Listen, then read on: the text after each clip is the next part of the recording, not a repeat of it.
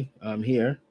Now, I don't know. There's something about using my material here, whether I'm trying to find people and tag them in. For some reason, YouTube is bouncing me around or Facebook is bouncing me around, and I can't seem to find my people. But if you join this evening, tell your friends to tune in. You can also hit like, subscribe, and you can hit the notification button so you can be aware when I'm coming on. Again, I'm just kind of randomly doing this, but I'm coming on so I can kind of get comfortable at doing it at a regular pace. Hopefully, maybe starting in November, I'll probably pick one night out of the week on which to do this. Next year, I'll be starting classes. So, the interesting factor with that coming up next year, I'm going to start the numerology group class, and I'm going to start it hopefully on a Wednesday, February the 1st. It'll probably run 10, 12, 13 weeks, and there'll be some bonus classes, video clips, audio clips thrown in at the end for people who pay into the course. So once I know for sure that that's what I'm going to teach that particular group class, I may also run another group class on a Tuesday night or a Thursday night. And that might be either, again, the numerology. If I have like too many people in the class, I'm looking to have anywhere from 10 to 15 people group wise in that numerology course for February 1st, 2023. And I'm working on the lesson plan, how it's going to be set up and all, and the flyer that's going to go out for it. Also, just want to let people know that I am available to do spiritual consultations and counseling, which is basically kind of one and the same, giving you information. I might use tarot, just spirit symbols that come to me, and other factors. Hey, how you doing there? Good to see you. So, I mean, there's so much I can put up here. Sometimes you can put too much up, and other times too little up.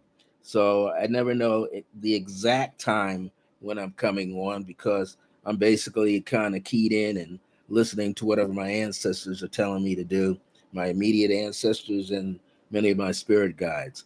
So I'm going to talk about numerology a little bit.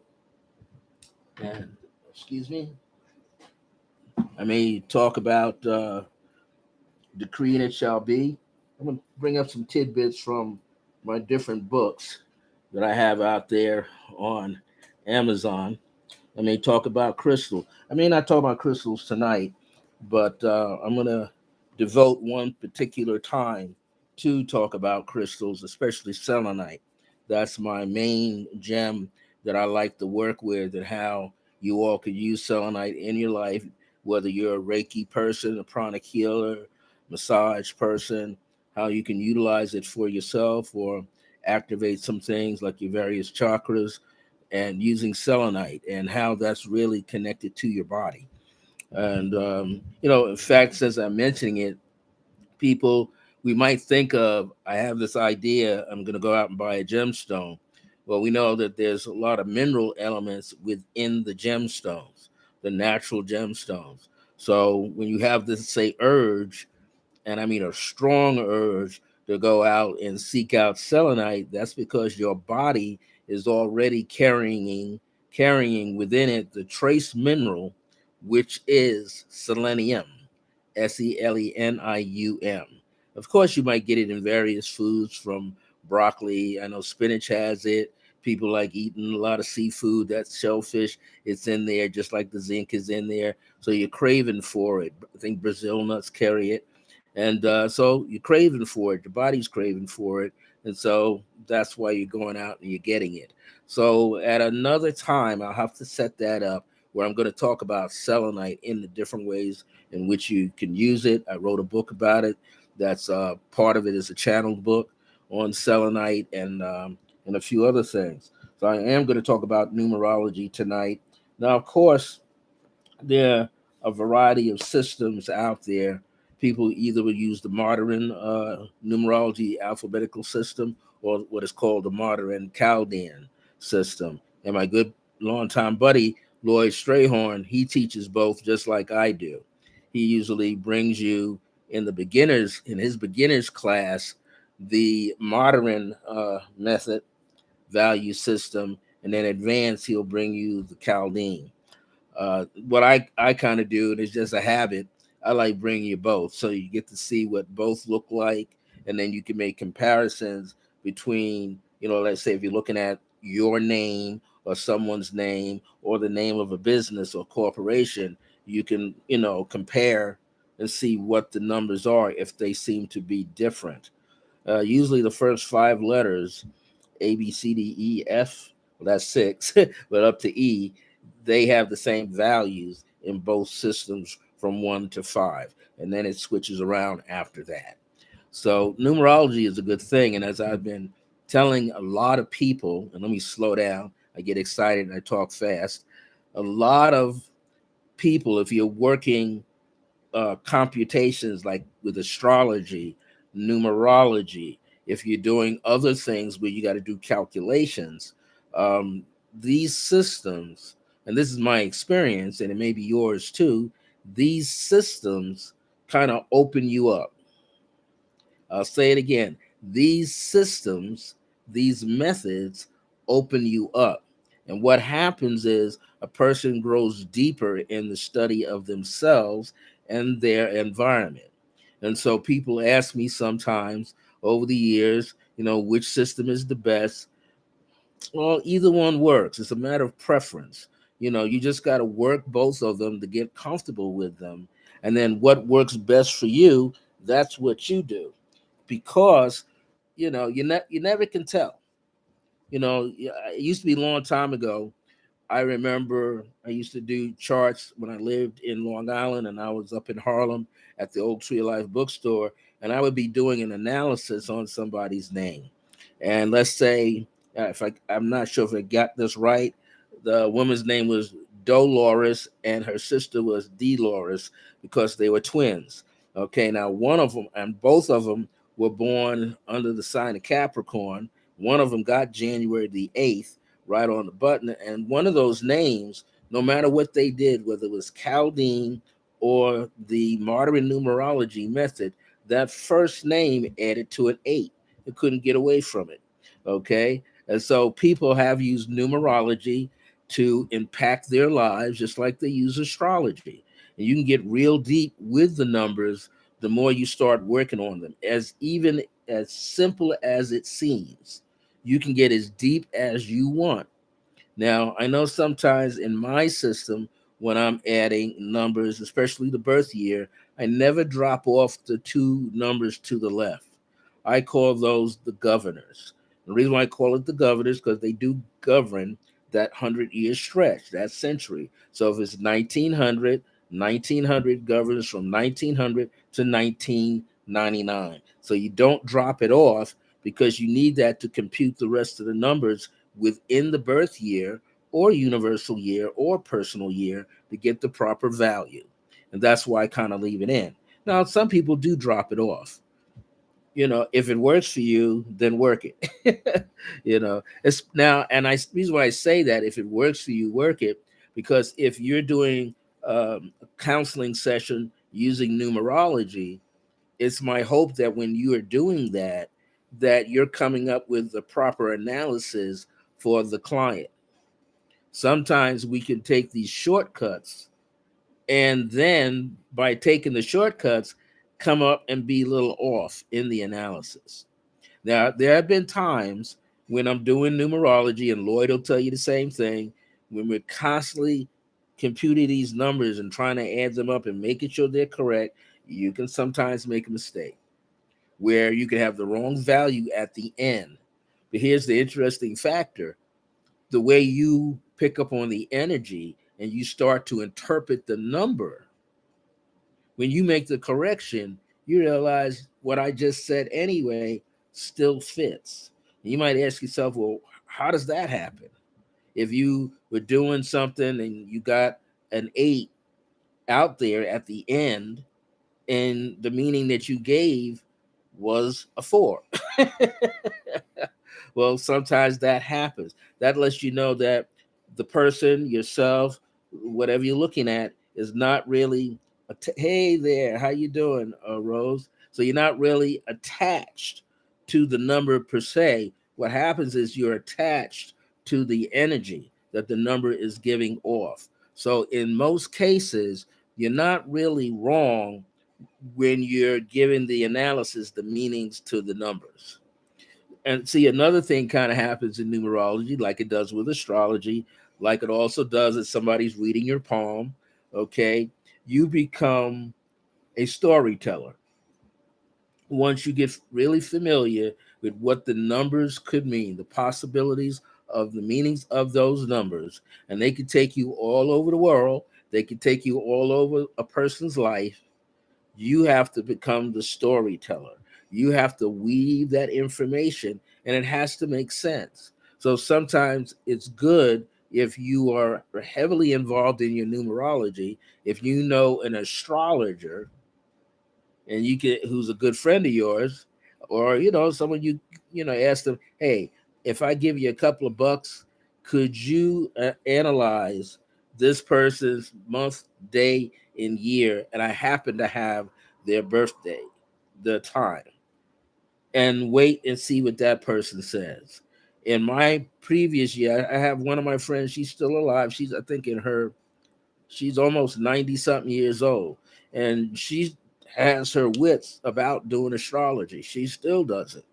She's also, I think, had been a coffee reader, tea leaf reader, kind of ran in her family from her mom to her grandmother.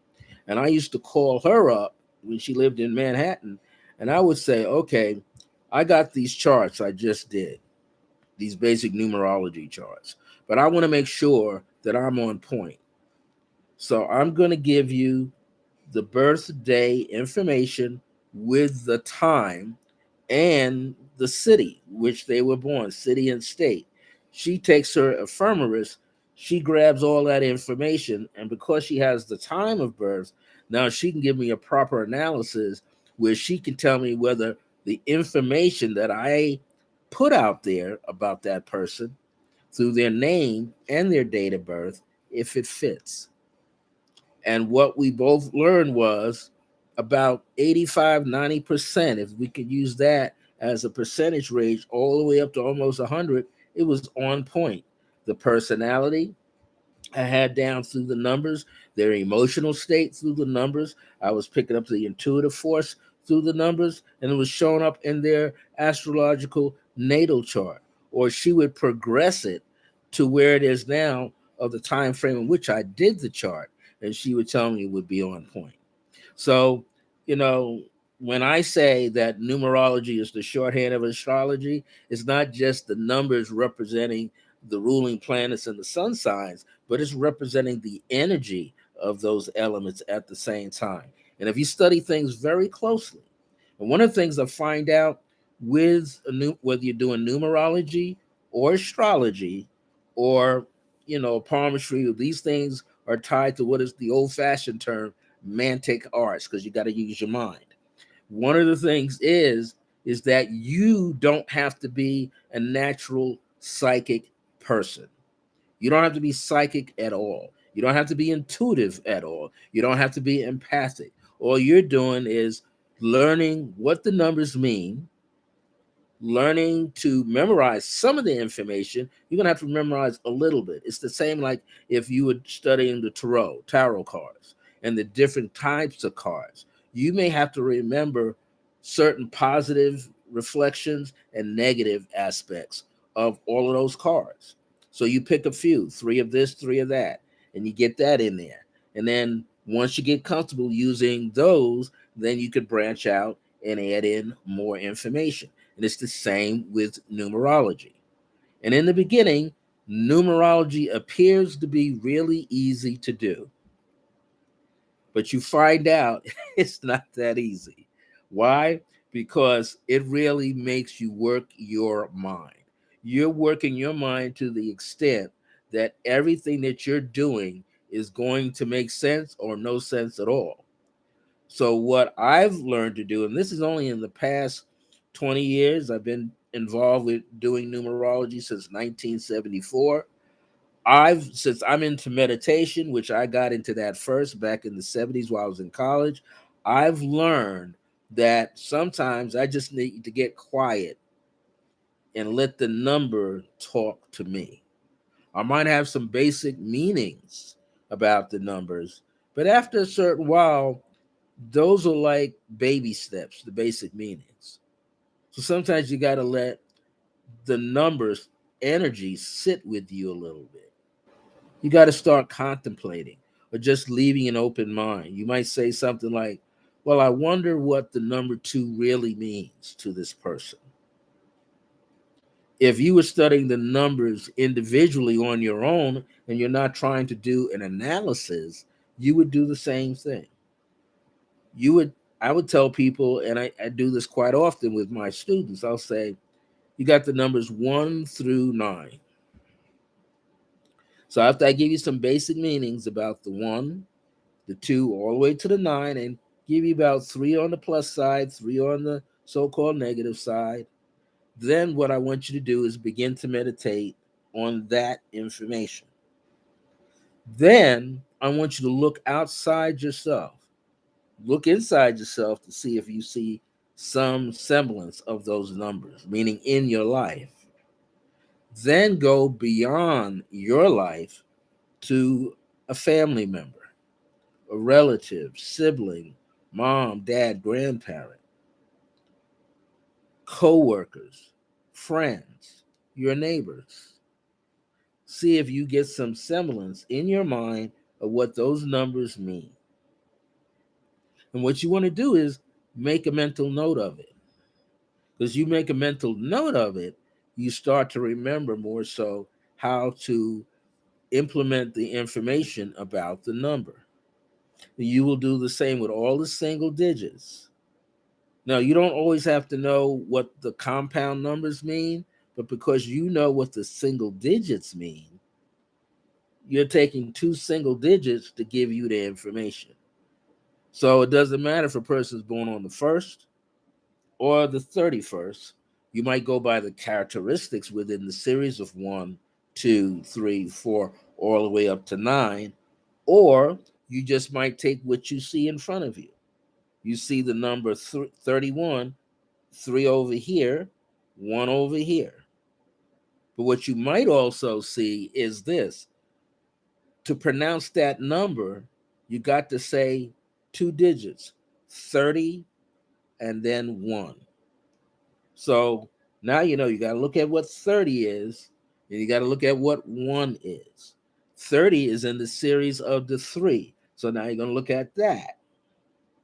Okay, 3 plus 0 is 3. So you're definitely going to look at the root digit 3. So now you're looking at 3, 1, and 30. But what else are you going to be looking at? Well, when you added those numbers together, 3 plus 1, you get a 4. So now you got 30, 1, the number 31, it's got its meaning. The number 30 has its meaning. 3 plus 0 is 3, it has this meaning. So you got all of that that helps you explain that number. And when you have those different flavors going on, it makes your information colorful and exciting because you got numbers to work with, a lot of elements there to play with. It's just now a matter of weighing it out in your mind and feeling it throughout your body, which one you need to go with, so that when you start to interpret yourself, your life through the numbers, your name through the numbers, your date of birth, or baby or grandbaby, you'll come up with more information and it'll be even more accurate. Compound numbers are the information that's in the background. Just like you go outside, you take a picture of someone standing in front of a tree. Well, you're taking a picture of the person. Yes, you're focused on them, but you got the foliage of trees and grass, flowers, seeds. You got insects. You got other animals. You got all of that that's in the picture that's giving an essence where it's speaking behind the person. So again, that's like an analysis that you can use when you're looking at how to interpret something. Which elements should you be talking about first? Or better yet, which elements should you be thinking about first? And if you're using a compound number and you see that, that's what you're thinking about first. That's the background information. That's almost the foundation. That gives color to the palette. And you want to go, okay, what could all of that mean? And you start making notations. Then you can go to start adding those double digits and putting them into a single digit to see how that's speaking to you. So it's sort of like here you are, you're a builder, you're building upon this foundation. 31 went from 4 to 13 to 22 to 31. But if you were going on and on and on, you were looking at other aspects, maybe you might have saw the 40 pop up in there. That number 40 has meaning. You might go to another set of that 40. You might pop up there with 49. That's a 13. Okay, so you keep adding 9 to what you got, and it starts adding up. So 49 plus 9, that's 58. That's a 13. That's a 4, but it's 50, then 8. So see, you got all of that in there to work with. And so that's one of the things I wanted to bring out. When people ask me, can you do a chart for me? Okay, there's a 3-digit figure for that chart, but I need time in which to do that chart because all of these other computations, compound numbers all over the place. I have to figure out which one is the most potent one that I should include in that person's chart. Because I can have maybe 10 of them, but maybe only 2 of them really have something to say. The others are talking to me, but they fall into the background even further. But it gives me something to grab onto, something to look at, and to make sure these are the building blocks of a person's chart. This is why celebrities, and I don't know how many celebrities do it today. Some of them are very quiet. They're not going to tell you that they're out there going to an astrologer, a numerologist, a palmist. Why? Because they don't want to look like they're in woo-woo land, because most of their friends might talk them down about it. But there are many people. And of course, in history alone, world leaders, good or bad, had an astrologer backing them up, making sure they had the right thing. Some were tricked. Some people knew that Hitler read his horoscope. So somehow the Americans got somebody to write a bogus horoscope in a newspaper that was bogus and delivered that to him. So he would make the wrong move. Everybody at some point, from the high point to the low point, has used these particular sciences to their advantage. Now, of course, you can delve into the science where you just work with only that science, and that's all that you do. Me, I don't like to pigeonhole myself. I have some colleagues out here, and they say, "Well, you should just devote your website to the key to life is numerology." But I don't think that way, and I don't live that way. What I do is, yeah, I got stuff up there about numerology. I got stuff. I got a blog, a very short blog on my website. It's called Understanding Your Dreams, and it's called Dreamscapes, Understanding Your Dreams. And I'll talk about the tidbits, keys of dreams, like I want to talk about tonight a little bit. So I don't pigeonhole myself because I never know what a client wants. They might want numerology reading. They might want a tarot reading from me. I know about that too. I know how to work those particular cards that I work with. They might say, well, I can use the pendulum and see what we come up with. That's the funny thing too, is not to make fun of the client, because I used to think this particular way. I used to think if I hold this pendulum, the pendulum is going to tell me the answer. It's not the pendulum. It's your higher self in you that directs the flow through you, that gives you the answer, yes or no, or maybe yes or maybe no. So again, there's so many tools that you can work with, and you can become an expert in one or expert in many. To me, there's no such thing as a jack of all trades and a master of none. Because if that was the case, nobody would be trying anything out. That's like telling a chef, I just want you to cook. Well, what about seasoning? Does it? Yeah, you ever see that show, uh, Gordon Ramsay? He has the Hell's Kitchen thing. He has Master Chef, and he's got it for people in their 40s, people in their 30s, people in their 20s, teenagers, and the little ones who love to cook. And it's amazing how he gets so much out of them.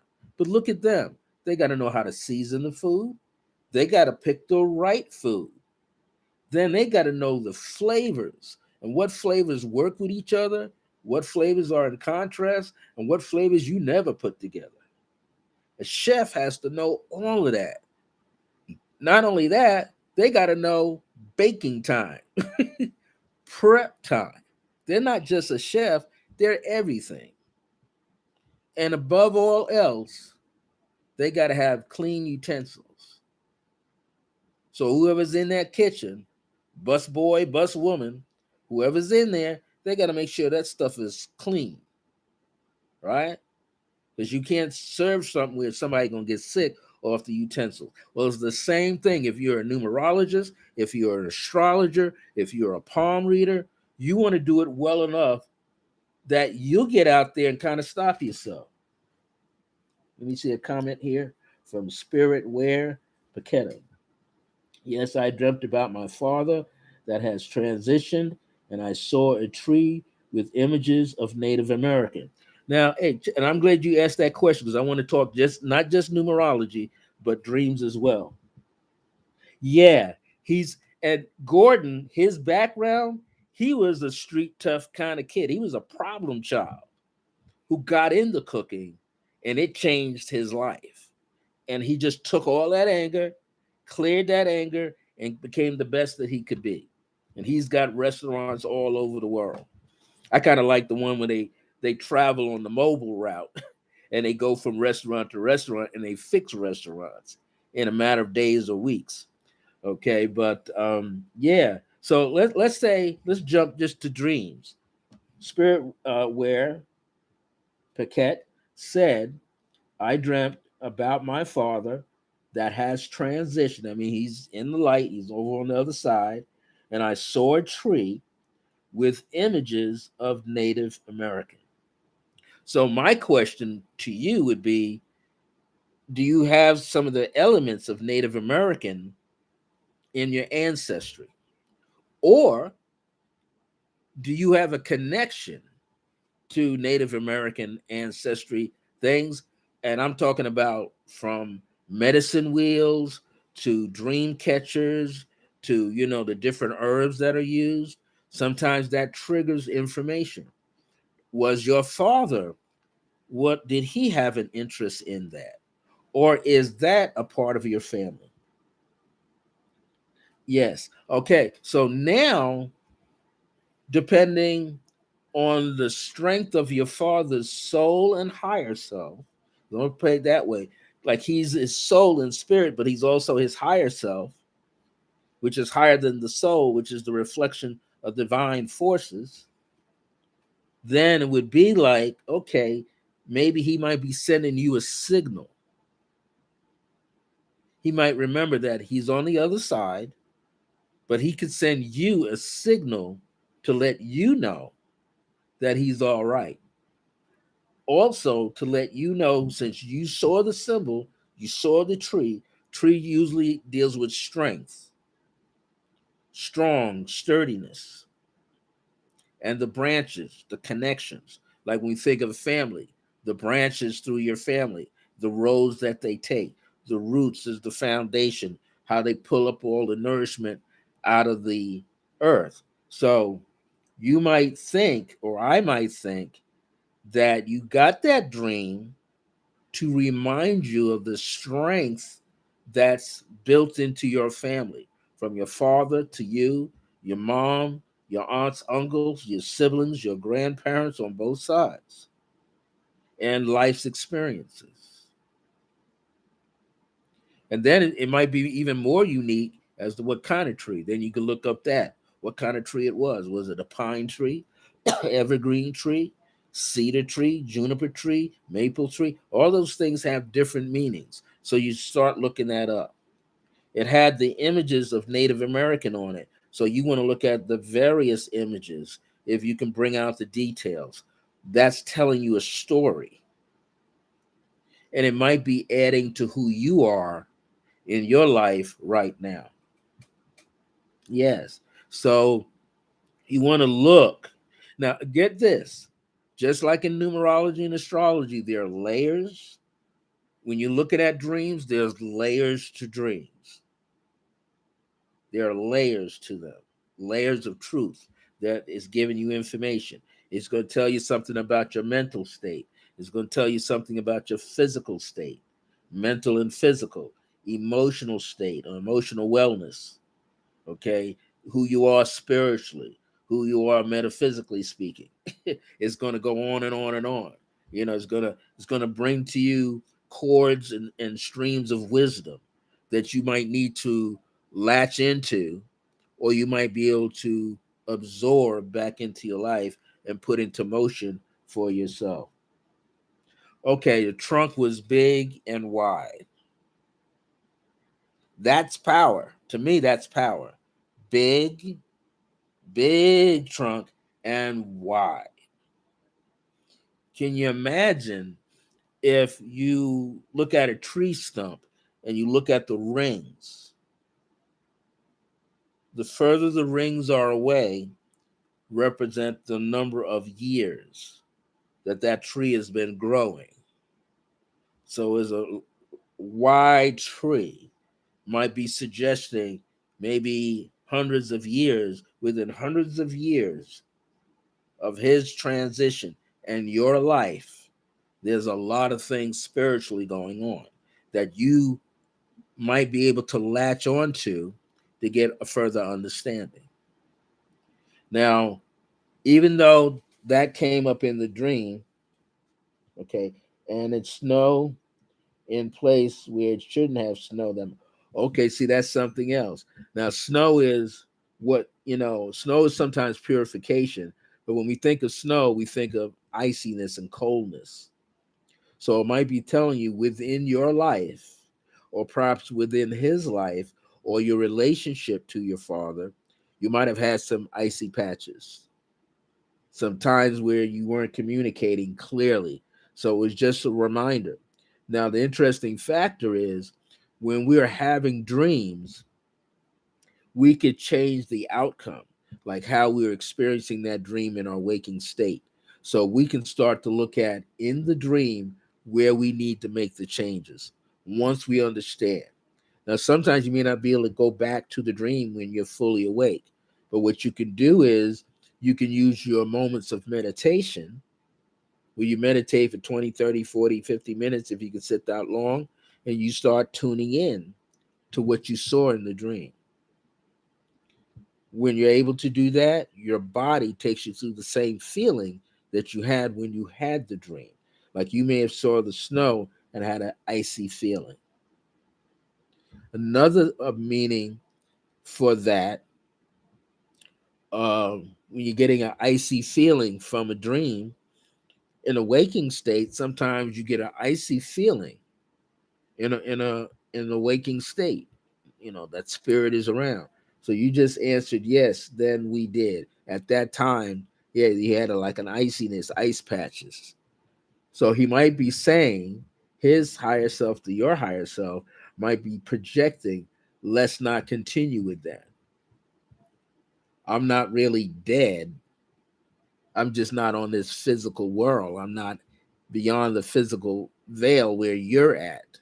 But we can still repair our connection. Okay. So you can repair that connection with your father just by sending him unconditional love. Every time you think of him, you can say, well, I understand what you were going through. I didn't understand then, but I understand now. So I'm not holding that against you. I've learned something from that.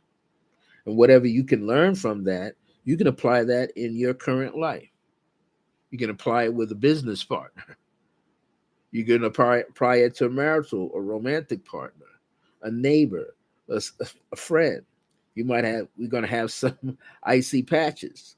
So you can turn it around and use it to your advantage and make the corrections even faster. Yeah, but you know what? We're all growing up all the time. We're all growing up all the time. We're not going to have anything that's perfect. Look, I just turned 70 in March, and I had to go through my mind about a couple of people. And then I realized I'm still angry at them, and they're going on with their life. I'm going like, what am I doing? Wasting my time being angry. The good thing was I didn't burn the bridge between us. I left that bridge of communication there. Yeah. See? So, and you know what ancestral medicine people say? They say your dream world, what we dream about, is what we live. Our dream world is our real world. What we are dreaming about, that's the real world. Because in that world, we get to see everything. We get to change things when we can. We get to change how we carry ourselves. And then it's a matter of taking that lesson, those acts, those conscious acts within the dream world, and trying your best to remember them and apply them in the waking state. If you're able to apply, and most of us do, we're beginning to do that. We're going to get to a point where sometimes we're not going to know the difference between a dream world and what we've been calling the real world. You're going to wake up one day in the real world and go like, I can't tell the difference. And you might notice that you can't tell the difference or that you know something is different because you might do something like turn your head to the side and give like a little peripheral vision. And you might realize, oh, that person that was standing there, they're not standing there now. Now I turn my head, they're standing there. But I turn my head this way and use my peripheral vision, they're not there. So that's telling us everything in this physical world is an illusionary world. It's a world of thousands of years of higher beings, our higher selves, have decided that we're going to enter this world. We're going to play this game called life. We're going to forget who we are. We're going to forget that we're these powerhouse beings. And not only that, we're going to take on a smaller scale body. Can you imagine that? Here's a thought. People say, well, there were aliens in various parts, and that could be true, that come from other galaxies that, let's say in Egypt, built these humongous statues. And then people will tell you, I think I have a book over there. I should have it at my desk. There's a guy, he speaks to the ARE, Association for Research and Enlightenment, and he talks about the giants. And a lot of other people call them the Nephilim, okay? And they say that these giants walk the face of the earth. So when you think of, let's say, those huge statues of pharaohs in ancient Egypt, in modern Egypt, that are huge, and people, human beings, walk around like ants, there had to be someone big, people big like that, to etch those things into sand. There had to be. Okay, so he might have crossed the border, spirit where he might have crossed the border when he went past in 98, and this is your first time dreaming of him. So 98 and what? 24 years in Earth time. But in His world, 24 years, could be like 24 minutes, or it could be 2,400 years. However, what it may be is he had a shorter period of time to create this avenue where you and him could unite and hold hands.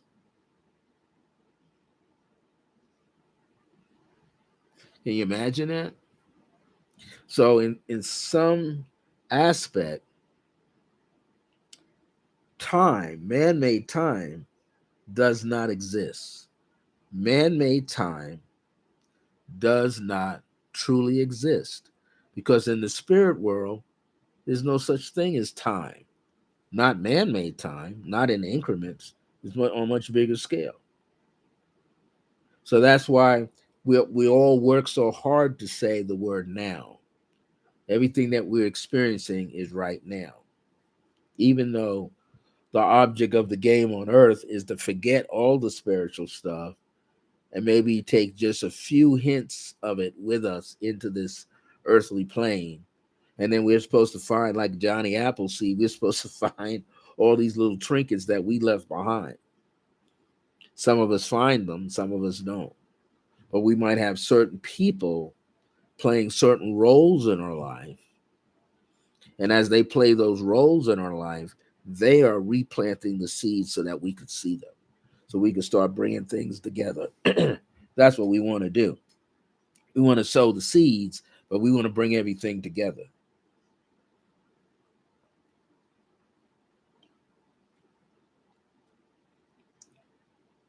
And that's why I always say meditation is very important. People say, well, prayer is more important than meditation. But before you can utter a word, meditation becomes more important. But one doesn't overrule the other. It's just that ability to go deep.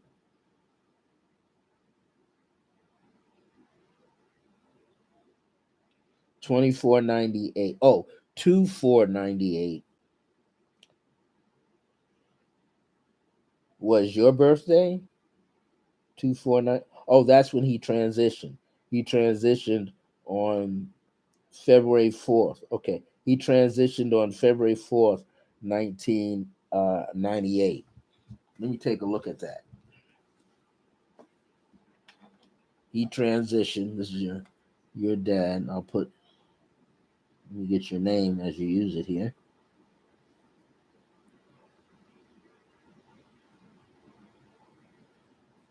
Oh, yeah. You're welcome. Again, I don't know everything. I get on here sometimes to test what I know and also to connect. So your father transitioned 2 4 1998. Okay, your birthday is 4/28. Without giving me the year, you know that your life path or destiny number is a 9.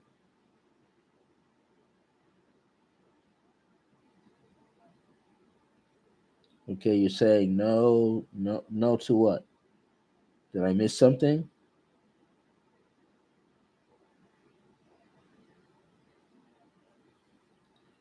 Okay, let me make sure I got this right. Your father transitioned on February 4th, 1998. Your birthday is 4/28. Doesn't matter. You don't have to give me the year. I'll just go 4 and 1 is a 5. Oh, he transitioned. Okay. May. Okay. He transitioned in May 5/15/1998. Okay. And your birthday is 4/28. 28 is a 1, 4, that's a 5. So your birth year adds to a 4, and that gives us a 9. So, which is okay. We don't need the birth year. Just want to see something here. Now, do you know what year your father was born or his date of birth? He left under the sign of Taurus. You were born under the sign of Taurus. I don't know what other significance that is, but it's interesting.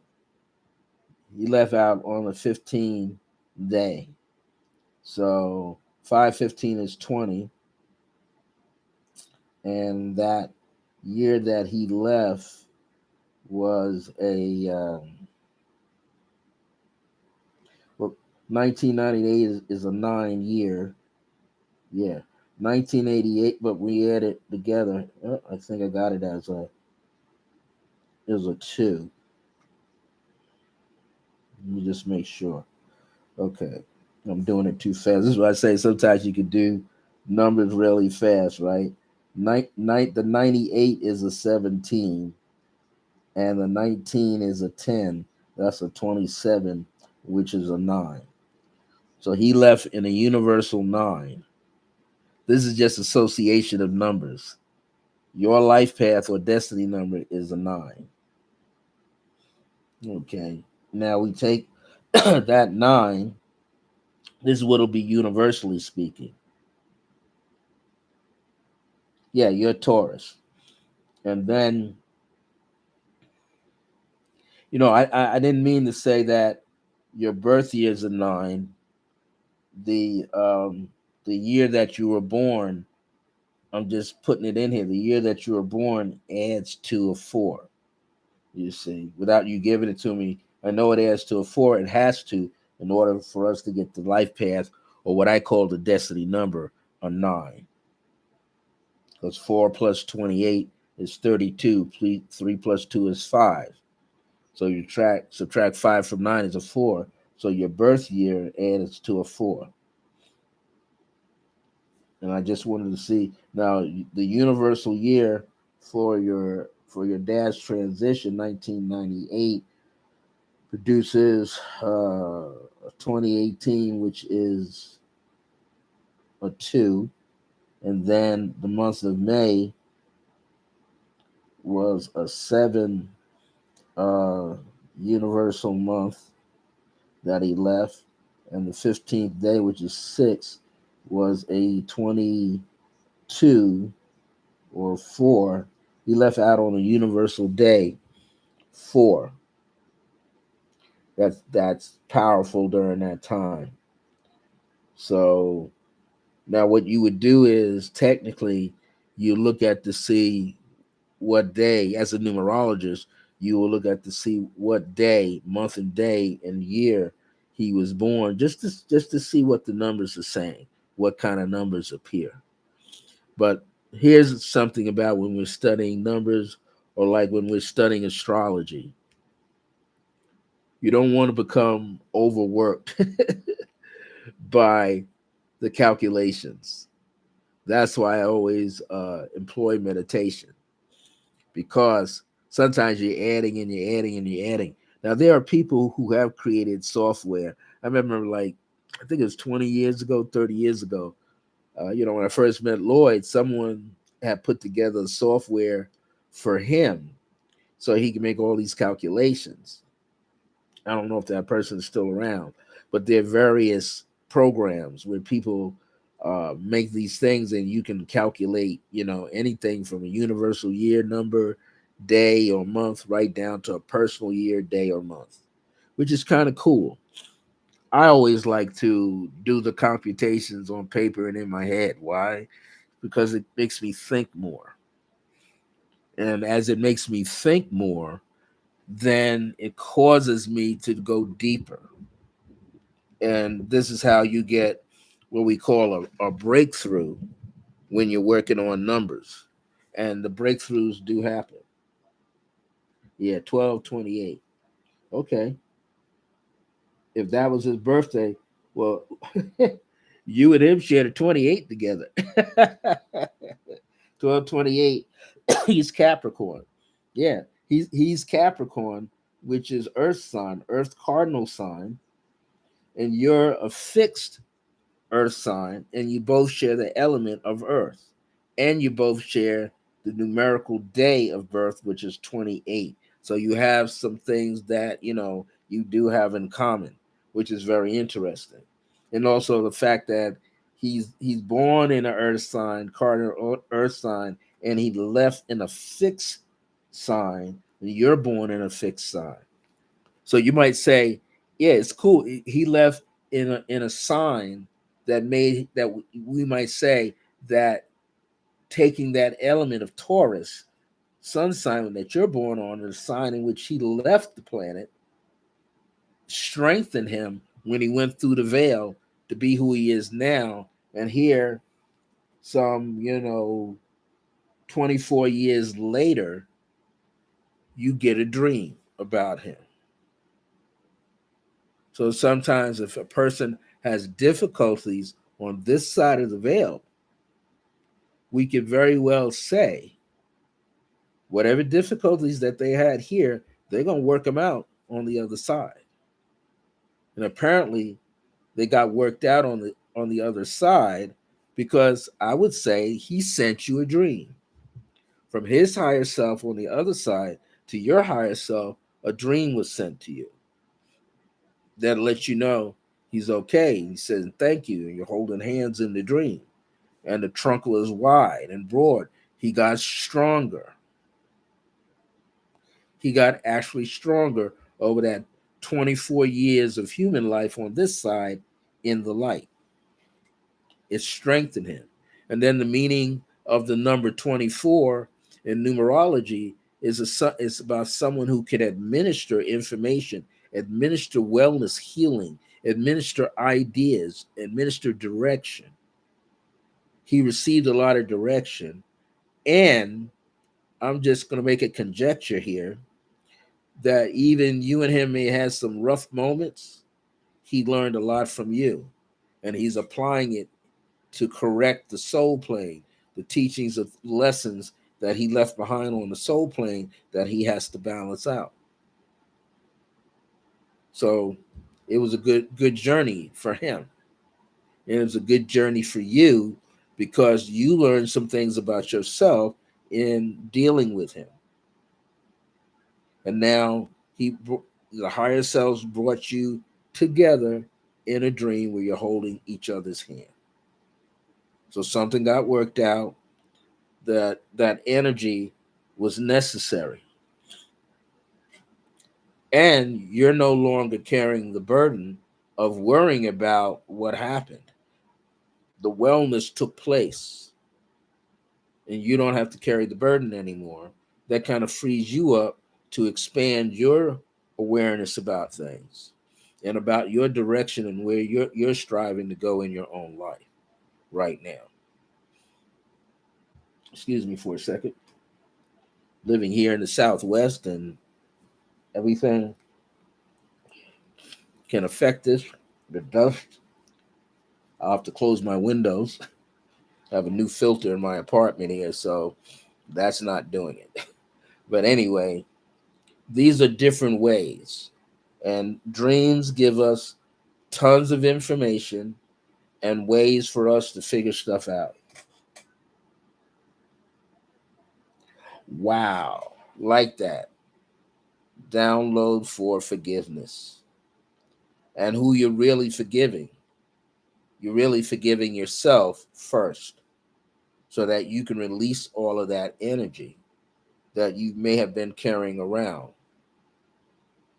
He's already working on the forgiveness for himself across the veils. And because you're both working on it for yourselves, you in essence have balanced out this life with each other. So what could very well happen is you could continue to have more dreams about him and see him progress. At some point, though, over many years of time of connecting like that,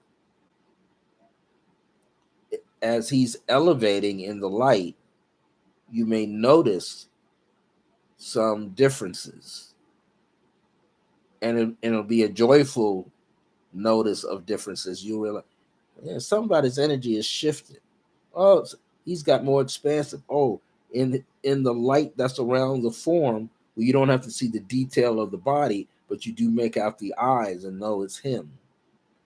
He said, yeah, there's something happening in his light body that's letting you know that wellness and healing and compassion, all those things have been seeded back into him, and he's whole again in the spirit world beyond the veil.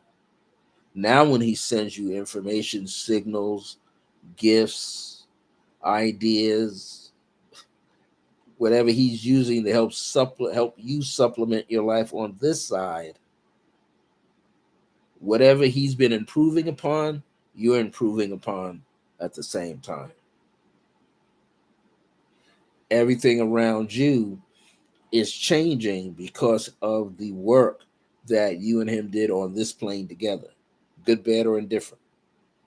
Now, on the other side, he can take those grapes that he got and make wine over there. And at the same time, you make the wine over here for yourself. Why? Because whatever you went through over here, if there are other people who are not connected to you, who are, may not be playing the role of a family member, but might be, antagonistic coworker, mean boss, or a partner. Whatever you learned with your dad, you now can apply that in that situation, and it no longer affects you. Wow, fabulous. So everything comes together. That's the beauty of it. And all we're learning how to do is be aware and remember. So we ask ourselves, how much am I aware of from day to day of things that are going on in my life? How much do I remember of events going on in my life? Do I need to carry those things on me like a knapsack, like the fool in the tarot? Do I need to carry all those things? Or do I need to start carrying the wisdom that I gained from all of that? We have enough we have enough of the experiences where we have been weighed down. Now it's about joy, getting as much joy in as we can, because joy lightens our load, and joy, being joyful, helps us to remember. And that's what we want to do. We want to remember and take memories, right? These ideal memories with us into the ethers. They get deposited in our soul essence, and we go higher up on top of our soul essence. And now we are back with being the higher self. That's who we are, the divine aspect of all what they call prime creator of everything. And prime creator is vast and infinite. So we're just striving to do all of that. And at the same time, have fun. At the same time, take a break and look at nature, touch the earth, walk on the earth. I always say, people say, well, you got to do some earthing. I always say, watch where you're doing the earthing at. It is essential to be careful if you're going to walk barefooted where you are walking. You might be walking along pulverized glass, chemicals, acidic chemicals. Oh yeah, the earth has absorbed those chemicals, but the thousands of pores on the soles of your feet will absorb some of those chemicals, then gets into your bloodstream. So you want to be careful where you're earthing at. If it's your own yard, yeah, true, because you are lighter when happy. That's the whole idea, is to get that way. So I was saying, some people, I have a lot of friends. I'm in the New Mexico area, in the bigger city known as Albuquerque. And my friends will say, you never earth. You never put your feet on the ground. I said, well, I'm kind of watching what's out here, what's on the ground. I walk around here. I see, dogs pooping, cats urinating, dogs urinating. It's all in the same spot. I'm not walking in it. Why? Because I'm going to absorb it into my body. That would be different if I had the immunity system that my ancestors had, where I can walk on anything and nothing bothers me, where my feet are well calloused and nothing cuts me. I got tender feet, so I don't do that. Yeah, but see, you know what's in your yard. There's a difference, right? You know what's in your yard, and you might be tending to that yard in a certain way.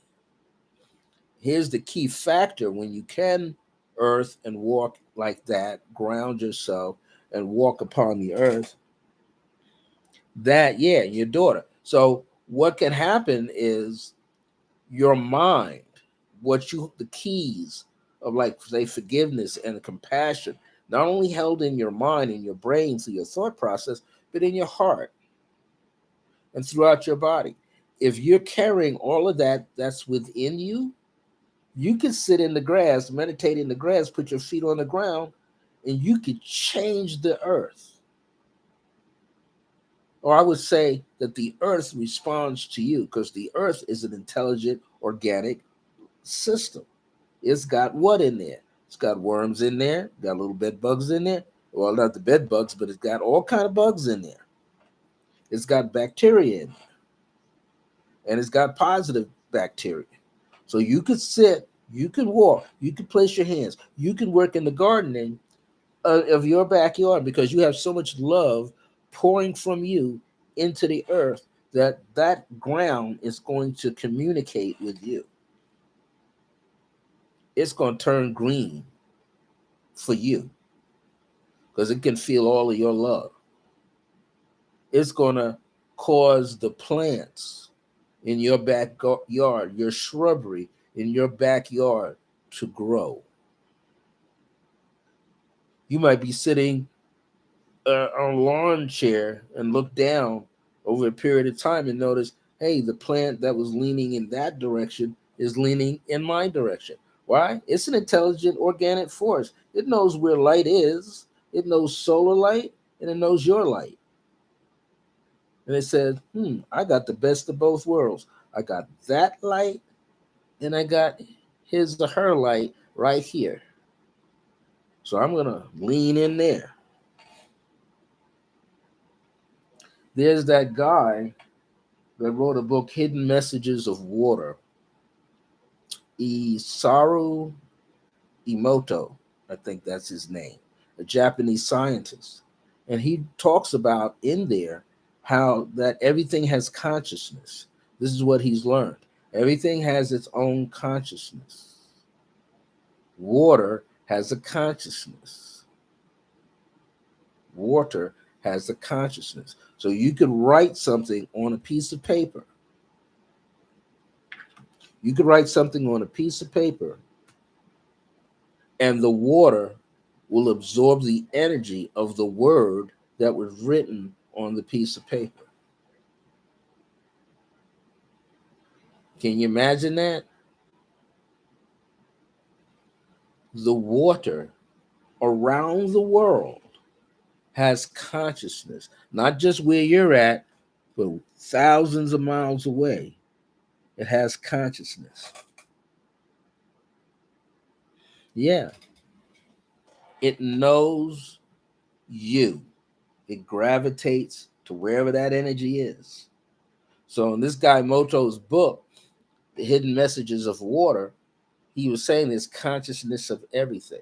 So if the human form carries about 70% liquid or water, then the thoughts or intentions that we are constantly producing every day affects the body.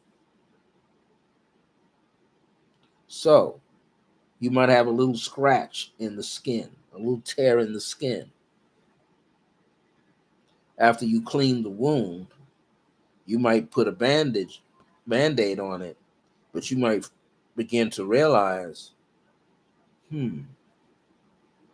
I'm going to put my thought around that wound, put my thought underneath the wound, the wound, the cut, and get as deep as I can with my mind and begin to communicate with all of the cells that are in the muscles, the nerve system, the bones, the tendons, and the skin, and the blood vessels.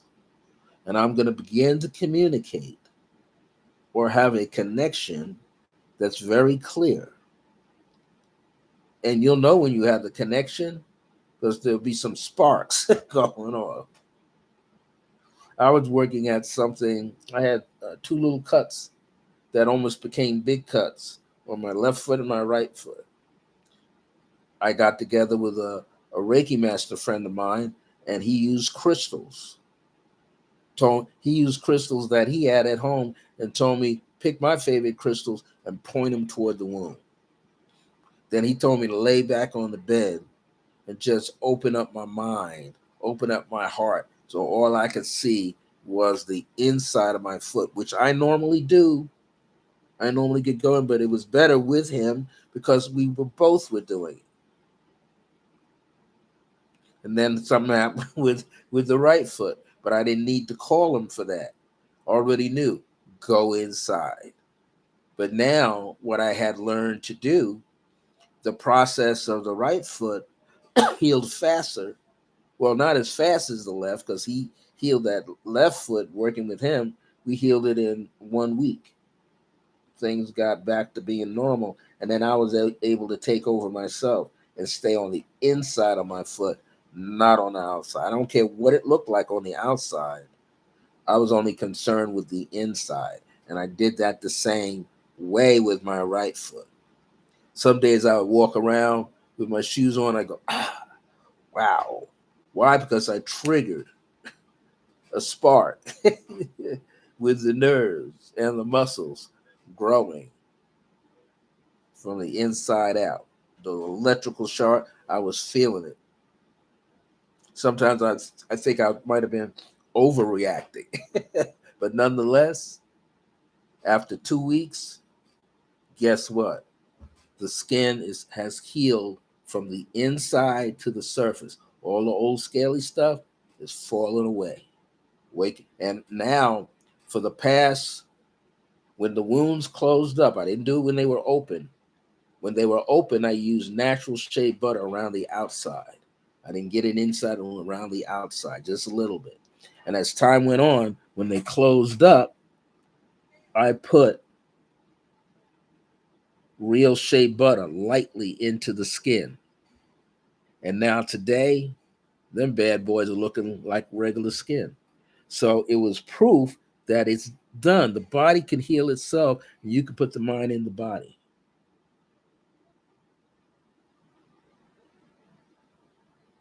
Mm. Yes, I had a I had an instance where I suffered a mild stroke, and a martial artist friend, he had to carry me to the hospital. He was strong, but we didn't live that far from the hospital. He carried me to the hospital, and I sat there, and the doctor said, "Okay, your blood pressure, Mr. Bay, is off the charts. You should not be cognizant of anything." But I'm saying, yeah, I am. I can hear you. You're so close to me. I can read your name tag. you know, Mr. Admir, I can see your name tag. And he said, well, how many nurses in the room? I says, there's 5 nurses in the room and look like 3 other attendants in the room. He says, okay, what day of the week? I gave him the day of the week. I gave him the time, roughly. I gave him my name and where I lived, the name of the hospital. He said, okay. They're running around trying to stabilize my blood pressure.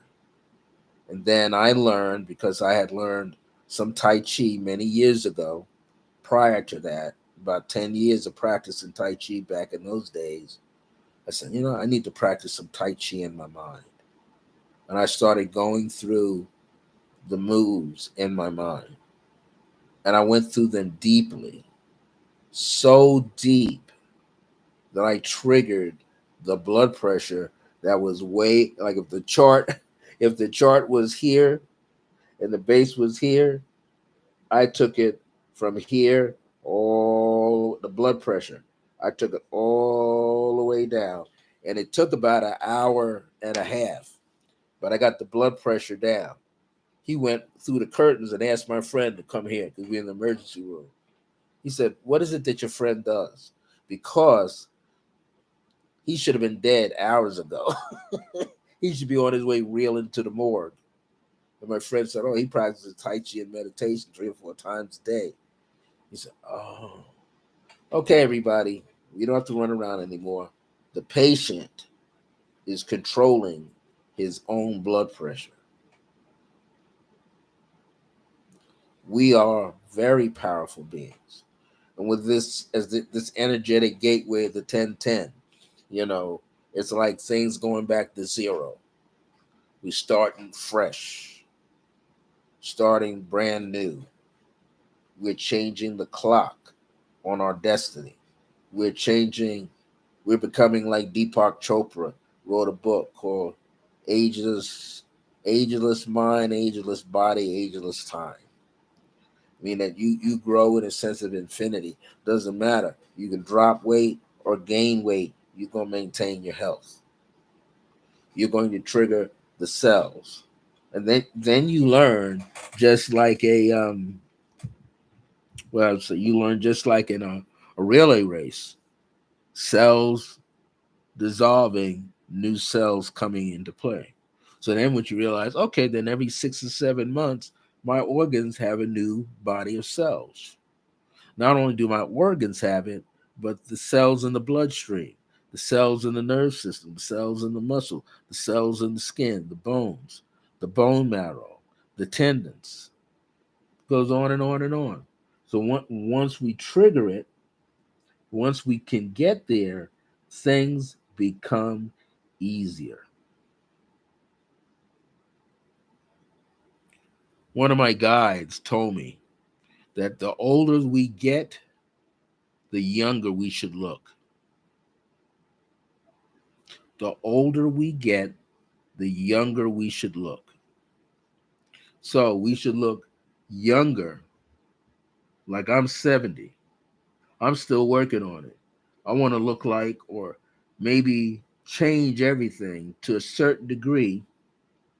Not saying being in denial of age, but as they say, age is just a number. I'm 70. In my mind, I'm 7 or 16 years of age. And I keep programming that. Or I try to pick an age where everything was flowing for me. And then I keep my mind in that age bracket. Every now and then I get the sparks, I get jumps, I see changes. Rejuvenation, yes. Bring ourselves back to life, the divine life, like our ancestors said. Bring ourselves back where we are in a good mood. We're happy all the time. Because we're happy, we're able to generate more and more and more happiness. Why? Because that happiness impacts everything else around it. I, I was watching something last year, and it was on I don't know, Netflix or YouTube. But these people went. I think it was over in England. These people went to a train stop. While the people waiting for the train, they noticed the people had a solemn look on their face. Nobody looked happy. Man and woman jumped on because they're excuse me, they are the experiment. And what did they do? They started to laugh. And laughed in such a way that it's like it's a private laugh to themselves, yet they're laughing. And they see their shoulders are jumping up and down. Their head is raised back, and they're laughing and laughing. Well, their presence of mind to be that happy impacted people on that train platform. People that she stood next to, some walked away. But for the most part, people tuned in and people began to laugh. Didn't know what they were laughing about, but they were laughing with her.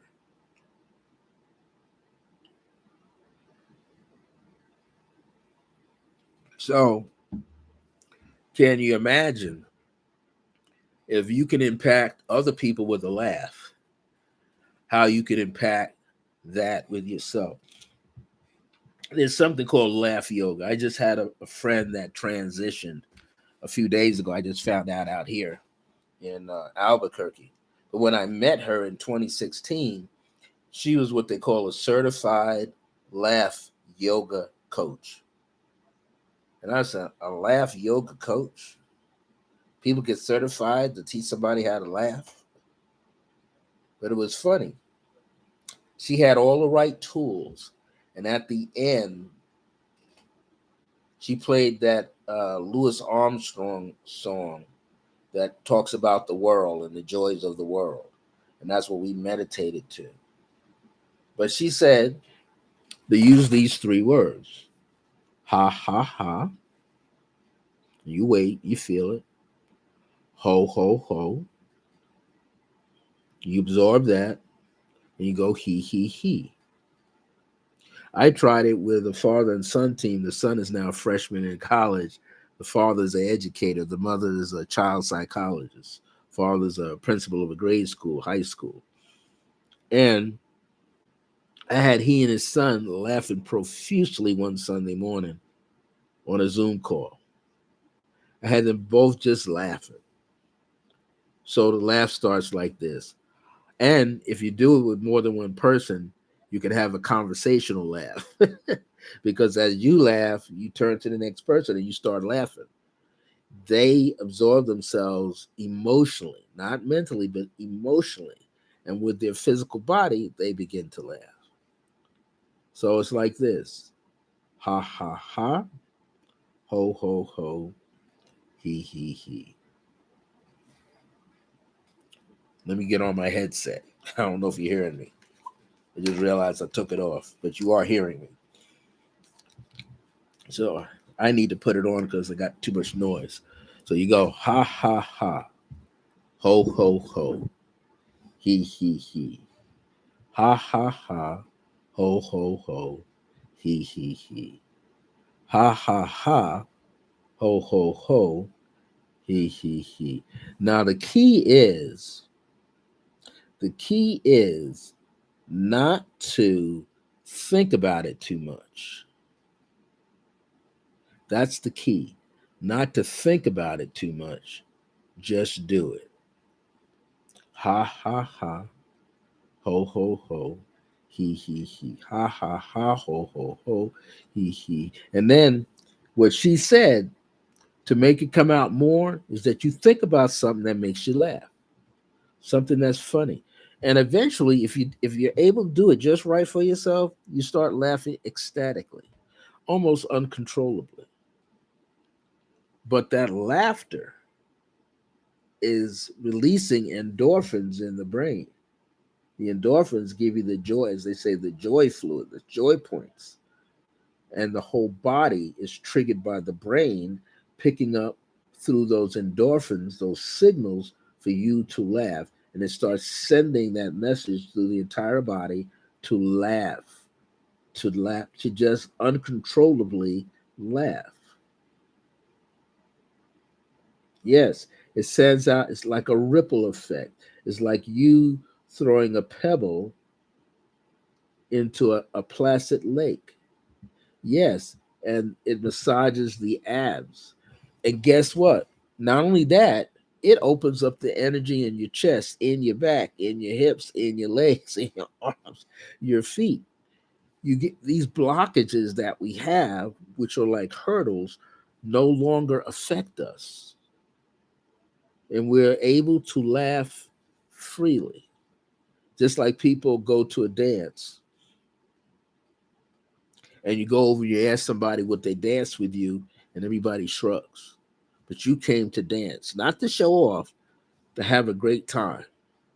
And you just pick a spot, you get on the floor, and you start dancing. And next thing you know, everybody is picking up that vibration that you're sending out. Close your eyes and you're just dancing. Open your eyes, and people who were once laughing at you, they're now on the floor dancing with you, in front of you, around you. Why? Because you brought the joy out of yourself and impacted that joy like a bowling ball throughout the entire place. We can change the world with laughter. We could change the world with joy. We could change the world with that beauty that we hold on the inside of us. And that's the whole goal. As Spirit Wear says, concentric circles, yes, in and out, in and out, in and out. And those who have the placid circles, they start to vibrate. And then it starts to take shape, a domino effect. Everything is bouncing off of each other. It's that simple to bring joy to the world. Well, thank you. I'm going to sign off because I have a dessert to take care of. I need to make some herbal tea or something, herbal coffee blend, relax, watch a movie. But thank you for your time. I'm looking to come on again. Yeah, see, we don't wait, just get out there. I used to do that at wedding parties, wedding receptions. One or two of us that can dance, nobody's dancing. We get out there and we start there. After ten songs, everybody's dancing. Why? Because someone broke the ice, but someone said, let's put the joy out there. Thank you for joining me. Rosa Jefferson, Spirit Wear, Pequetta. Thank you. Hey, I put, since you all are in the chat like this, I put this so that if somebody replays it, they can see what we talked about. Plus, they can come back and add comments. So thanks for your time. Tonight is the 10/10/2022. I hope you got some. I know you got something out of it. And may all of you have a good night wherever you are in the world. Thank you for your time. I enjoyed this. I'm looking to come back at another time. I don't know when, but I got to get it as many as I can in before I start teaching my groups coming up. Yes, Artie Coyle. Thank you so much for tuning in. My grace is your grace. This is Circle of Grace One. I'm the host here, Brother Francis E. Revels-Bey. Until next time, remember that divine grace is a blessing as we're alive and well in the age of remembrance. See you again real soon. Have a pleasant week ahead of you and keep blessing the world, everybody.